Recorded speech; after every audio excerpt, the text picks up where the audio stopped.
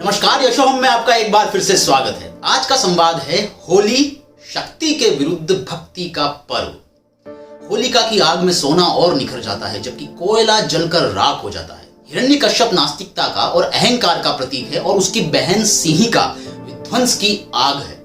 आज पूरा विश्व अहंकार जनित विध्वंस की आग में जल रहा है। प्रहलाद प्रतीक है आस्तिकता का और सृजन का।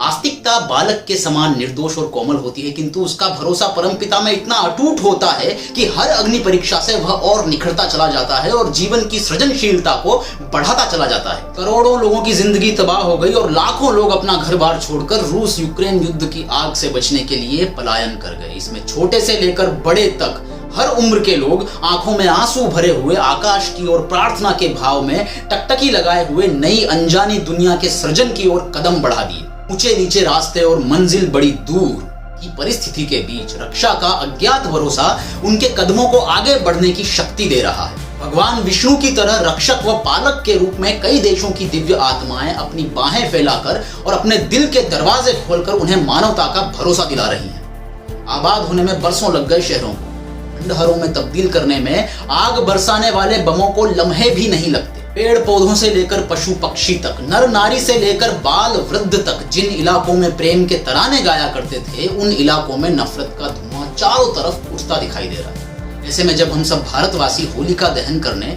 और एक दूसरे को रंगों में रंगने की तैयारी कर रहे हैं, तो इतना अवश्य ध्यान रखें कि कहीं हम हरी शाखाओं की टहनियों को जलाकर अनजाने में सिंहिका को ही तो नहीं बढ़ा रहे हैं और प्रेम के प्राकृतिक रंगों की जगह नफरत के कृत्रिम रंगों का प्रयोग करके दिलों को जोड़ने की जगह तोड़ने के रास्ते पर तो नहीं बढ़ रहे हैं। जिस प्रकार प्रिज्म से गुजरने पर सफेद रंग 7 रंगों में प्रकट होता है, उसी प्रकार प्रेम से गुजरने पर यह संसार रंगीन हो जाता है। परमात्मा ने इतनी रंग बिरंगी और खूबसूरत प्रकृति बनाई कि इन आंखों को विश्वास नहीं होता, किंतु होली का पर्व उस विश्वास को एक उत्सव का आधार देता है, क्योंकि इस दिन प्रेम के अतिरेक के कारण हर कोई हर रंग में रंगने को बेताब हो जाता है। मनुष्य की तो बात ही छोड़िए, पशु पक्षियों से लेकर पेड़ पौधों तक में भगवान का दर्शन करने वाली संस्कृति का अद्भुत पर्व होली विविधता से पूर्ण प्रकृति और परमात्मा के प्रति आभार का त्योहार है। एक रंग मांगा था, तुमने सुरधनु का उपहार दे दिया।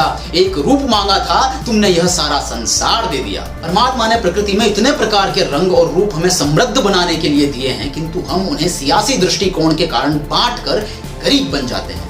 लाल, भगवा, हरा, नीला भी अगर सियासी हो जाएगा तो रंगीन दुनिया बनाने को नया रंग कहां से आएगा। वैश्विक महामारी से लेकर वैश्विक युद्ध जहां बहुत बड़े विध्वंस की पृष्ठभूमि बना रहा है, वहां पर हमारा होली उत्सव प्रेम के द्वारा सृजन के बीज को अंकुरित कर पल्लवित पुष्पित कर सके, तो नास्तिकता के विरुद्ध आस्तिकता का और विध्वंस के विरुद्ध सृजन का बहुत बड़ा पैगाम विश्व को जाएगा और बेरंग जीवन अनेक रंगों से भर जाएगा।